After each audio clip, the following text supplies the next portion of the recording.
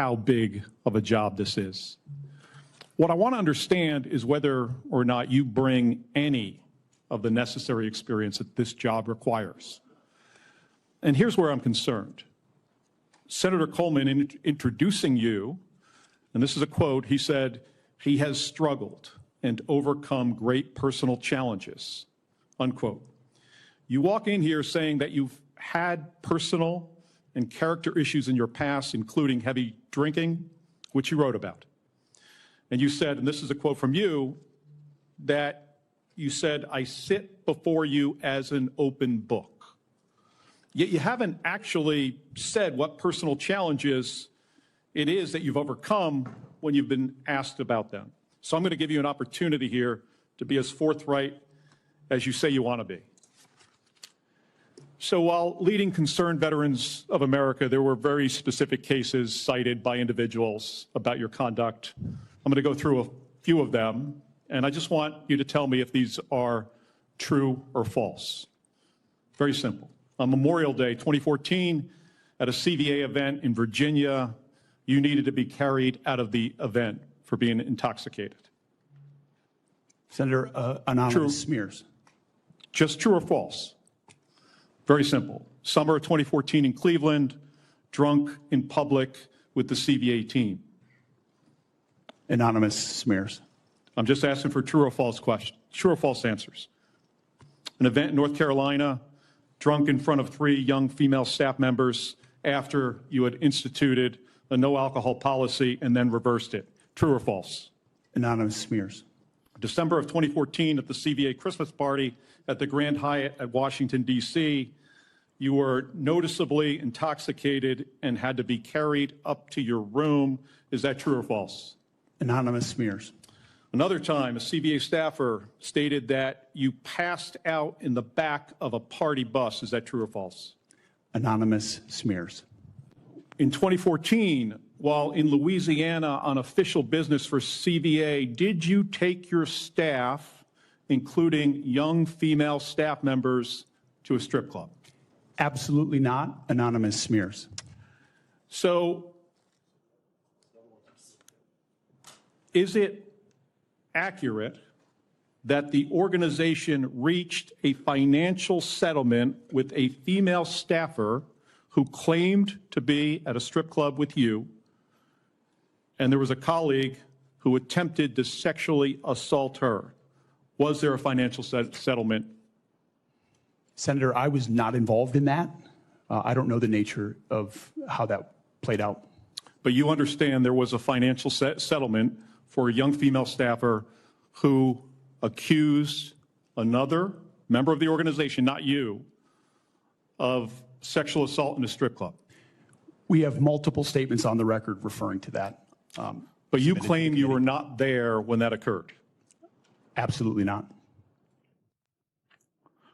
Now, the behavior I cited, if true, do you think that this behavior of intoxication, going into these type of establishments, women on your staff being so uncomfortable that they have to file these sort of harassment claims, do you think this is appropriate behavior for a leader? Senator, the overwhelming majority of anyone who's worked for me, including the on-the-record statements that have been submitted to this, with their name on it, on the record, men and women who worked with me every day, are the overwhelming preponderance of evidence that testify to my leadership and professionalism in leading Vets for Freedom and Concerned Veterans for America. Okay. My leadership has been completely impugned on these veterans organizations that did fantastic work. Mr. Hegseth, I'm not even going to go into the accusations. And we managed our financial books with integrity across the board. How many people, everybody who runs the campaign. I have limited time. I'm not going to get into the accusations that come from Fox News. I know you have some of your Fox News colleagues here. There were multiple instances of accusations against you about drinking on the job. All anonymous, all false, all refuted by my colleagues who I worked with for 10 years at 6 a.m. to 9 p.m. and everything. The challenge here for me, Mr. Hegseth, only seen me be professional is when there is discussion about personal challenges and you admittedly had issues with heavy drinking. It's hard to kind of square this. to square the circle here. It's kind of a difficult thing to do. Let me ask you if I have about 90 seconds left here. If you had to answer these questions about sexual assault against you and your drinking and your personal conduct, would it have been different if you were under oath? Senator, all I'm pointing out is the false claims against me. Okay, I take it you do not want to answer that question. I walked into this hearing this morning concerned that you haven't demonstrated adequate leadership in your civilian roles. And this is a dangerous world we're living in here. And America cannot afford a Secretary of Defense who is unprepared for that mission. I'm going to leave with concerns about your transparency. You say you've had personal issues in your past, yet when asked about those very issues, you blame an anonymous smear campaign, even when many of these claims are not anonymous. Which is it? Have you overcome personal issues, or are you the target of a smear campaign? It can't be both. It's clear to me that you're not being honest with us or the American people because you know the truth would disqualify you from getting the job.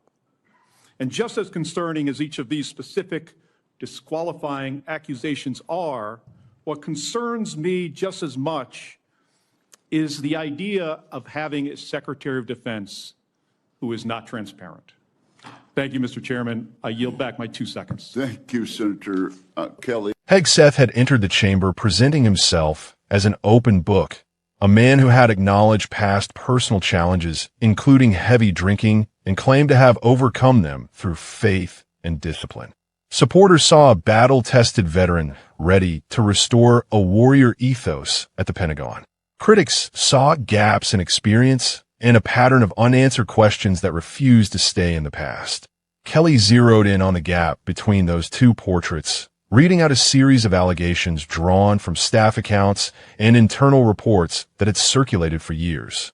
Memorial Day 2014 at a CVA event in Virginia stood first on the list. Reports claimed Hegseth needed to be carried out because he was intoxicated. Kelly asked for a true or false answer. Hegseth called it an anonymous smear. Summer of that same year in Cleveland brought another claim of public intoxication with the CVA team. Again, the answer came back the same way. An event in North Carolina followed, where accounts described him intoxicated in front of young female staff members after a no-alcohol policy had been put in place and then reversed. The pattern held. December 2014 at the CVA Christmas party in the Grand Hyatt in Washington produced the next allegation. Noticeably intoxicated and carried up to his room. A separate staffer account of him passing out in the back of a party bus met the identical response.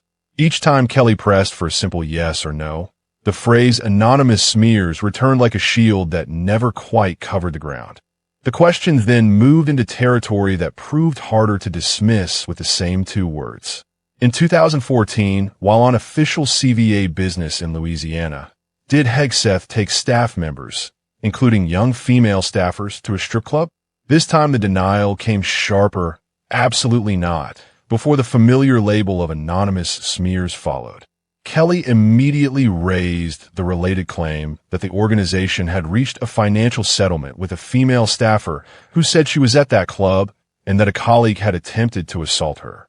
Hegseth stated he was not involved and did not know the details of how any settlement played out. Kelly noted that multiple statements on the record referred to the payment. Hegseth maintained he had not been present when the incident allegedly occurred. The exchange left a clear contradiction hanging in the air.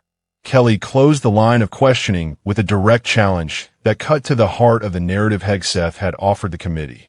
The nominee had spoken of personal challenges overcome, yet every concrete incident placed before him was dismissed as a smear. It cannot be both, Kelly said. Either the personal issues were real and had been addressed, or the entire body of claims amounted to a coordinated campaign of falsehoods. The senator argued that the refusal to engage the specifics suggested the truth would disqualify the nominee. Hegseth pointed instead to the many colleagues who had submitted on the record statements praising his leadership and professionalism during his years at the veterans organizations. He rejected the idea that the allegations reflected the reality of his record and continued to frame the coverage as an arsenal of recycled complaints. Cameras captured the physical cost of the exchange. The steady posture that had carried Hegseth through earlier rounds tightened. The prepared talking points no longer matched the specificity of the questions. Kelly, drawing on the discipline of a combat pilot and the precision of an astronaut, had turned the hearing into a series of discrete factual probes rather than a broad political debate. Each one demanded an answer that never fully arrived. The room watched a nominee who had promised transparency lean repeatedly on the same defensive phrase while the clock on his 7-minute slot ran down. Outside the hearing room, the political arithmetic remained unchanged. The Republican majority on the committee advanced the nomination. The full Senate confirmed Hegseth on January 24, 2025, by the narrowest possible margin of 51-50 after Vice President J.D. Vance cast the tie-breaking vote. 3 Republicans joined every Democrat in opposition, citing concerns about experience, personal conduct, and the answers given under questioning. The same standards that would end most careers in the private sector or at lower levels of government were set aside by the votes already lined up. Hegseth became Secretary of Defense and has held the post since. The friction between the two men did not end with the confirmation. In early 2026, Kelly filed a federal lawsuit against Hegseth and the Pentagon.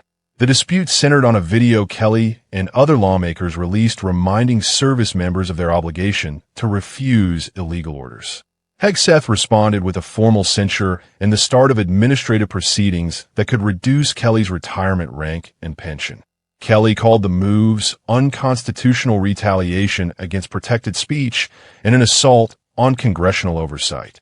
A federal judge later blocked key parts of the enforcement while the case continued. The personal and institutional tension that first surfaced in that 2025 hearing room had simply moved into a new arena, this time with legal papers and constitutional arguments instead of true or false questions. What lingers from the original exchange is the unresolved gap Kelly highlighted that day. A nominee presented himself as someone who had confronted and overcome serious personal challenges. Yet every specific allegation drawn from staff accounts and internal reports was labeled an anonymous smear. A hearing produced clear questions and mostly circular answers, and a confirmation demonstrated, more than any single claim, how little the details ultimately mattered once the political numbers were locked in. The public is left to weigh whether that afternoon revealed a man who had truly put the past behind him or a process that decided the past no longer counted. The broader context surrounding Hegseth's rise adds further layers.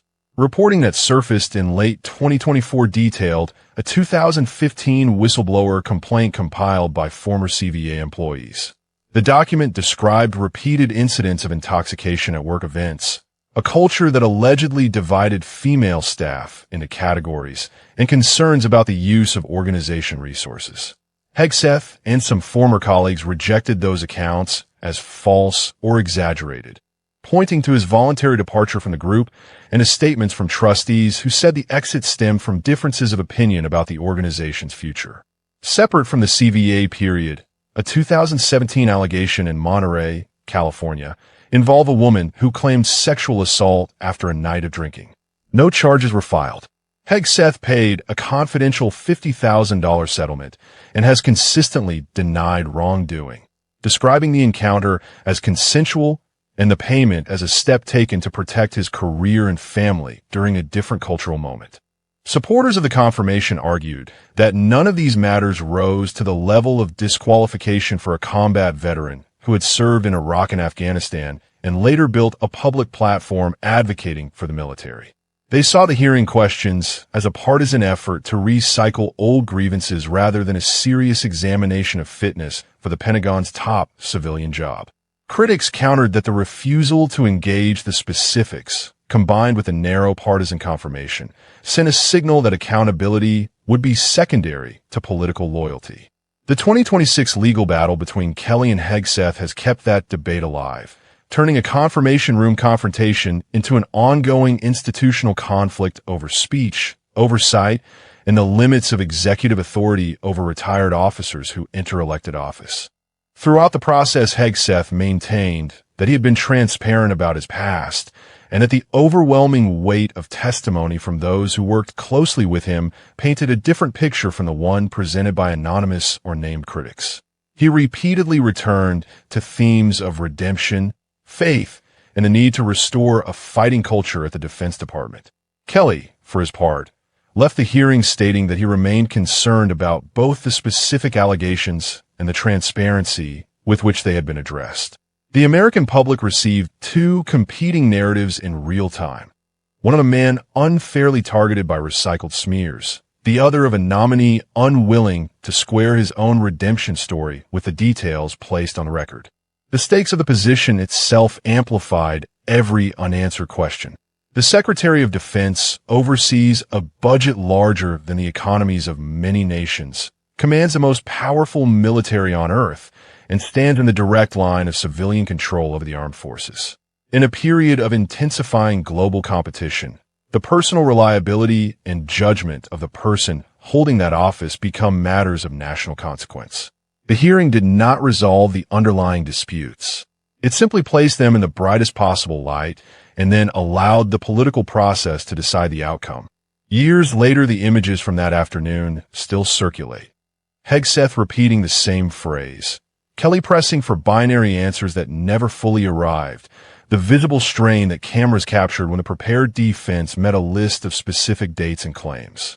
Whether those moments represented the successful deflection of a partisan attack or the exposure of unresolved issues is a judgment each viewer continues to make. What cannot be disputed is that the exchange forced a public reckoning with the gap between stated personal growth and the concrete allegations that refused to disappear.